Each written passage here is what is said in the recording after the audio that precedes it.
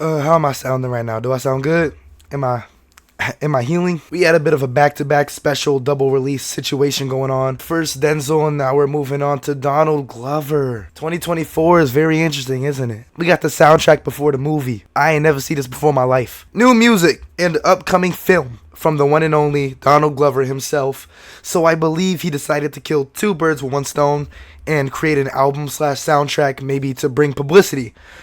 Childish Gambino's Bando Stone and the New World. We've reached the send-off for Childish Gambino, as Donald Glover will from here on be going by his real name, dropping the persona, removing the act, and giving 100% of himself. Lots of twists and turns moving through this album, with some records being electronic, some pop, some rap, the list goes on. The mixing is very 50-50 for me, which is insane, because I'm almost always intrigued by experimentation, but I can't shake the fact that I end up at a crossroads. Hearts Were Meant to Fly is a really strong display of drums that I like, but we don't reach that point until halfway through the song. I'm constantly being teased. Like, Donald, just give it to me.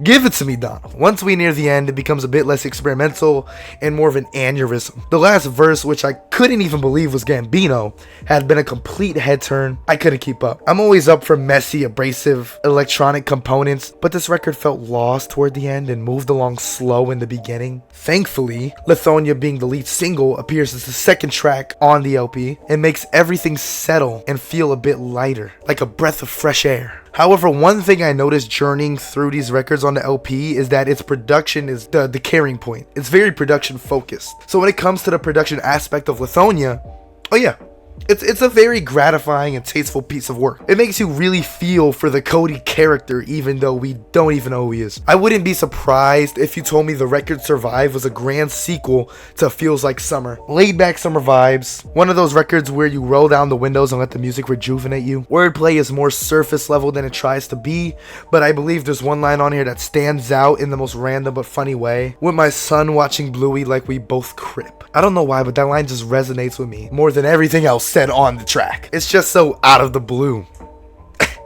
No pun intended. Now it's about the moment after this where I start to notice an unprecedented, inescapable amount of genre and mood shifting, which if the album plays as a soundtrack, I have no quarrel with this.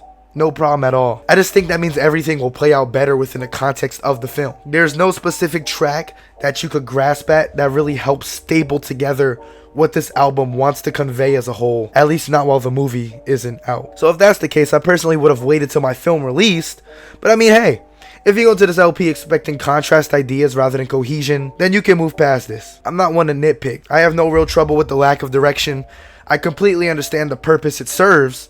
There's just this multitude of feelings I get when listening to everything as an experience. I never know what to feel.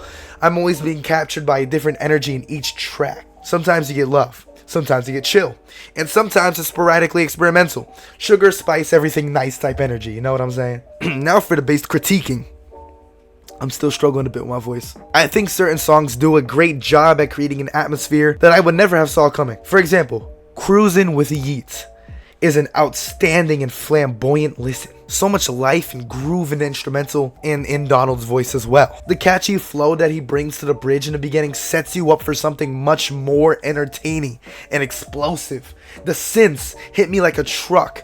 The repeated infectious hook making me want to beat it up. The chorus is an earworm that only gets stronger in the end as the violins complement the vocal performance and really tie together the emotion it wants to convey. Yeet takes a short minute to appear, which in my opinion isn't a bad touch. Very snappy and concise. He feels more like a production element rather than a rap feature. The mixing on Donald's voice is also kind of solid in my opinion. I don't know what it is specifically, but the mix on Donald's voice kind of makes what he's saying more apparent. Constantly trying to tell us he's trapped and in pain. The vocal effects give off this feeling of being held back from a somewhat attainable freedom, feeling this emptiness inside, craving love. It's as if no one's listening to your cries, so you become less clear. I'm telling y'all, this album has its highlights, but then there are songs like Real Love and Running Around that I feel has a lack of creative aspect. They piggyback off of radio music and are automatically void of any personality. Real Love, from the jump, plays into the definition of your average cheesy love song that you might hear from a boy band like One Direction or whoever else you think of. I could see this at the end of a Disney movie where the two main characters finally get together for the big prom dance after facing trials and tribulations. I will admit it's catchy, it's cute, but it doesn't feel inspired, at least without the movie to back it up. Running Around is on Blink-182 timing. I respect some Blink-182 tracks, but Donald is not Blink. I don't see Travis Barker working on this project anywhere. The instrumental is so uninteresting, to the point where it becomes distracting, especially over Donald's verse. Not much else to dig at there. At some points, there are moments where the idea is better executed on paper rather than in recording. Can You Feel Me, No Excuses, and We Are God all have good visions, but none come into fruition. Great in production, but nothing you have to say feels interesting. With everything I said, the harshness mainly narrows down to the fact that the film may add so much needed context, because the album is partially a soundtrack. I need understanding, a conclusion. Give me the story that builds the path to guide me through what I'm hearing. For now, I'm iffy on the product, but regardless, it deserves a listen overall, and it has some great highlights. I'm no Donald hater. The man is a legend in many ways. Writing, acting, comedy, screen, he does it all. He does it all, okay? Production, music, whatever. He has a whole poster on my wall. However, I don't think making a soundtrack as your character's send-off is the best way to go about it, as no track kind of jumps off of the next well. There's no overall message that kind of ties everything together. The product itself needs the movie to, be its guide. And without it, it's kind of just a sitting duck waiting for its parent to come home. It's a crazy way to put it, but trust me, it makes sense.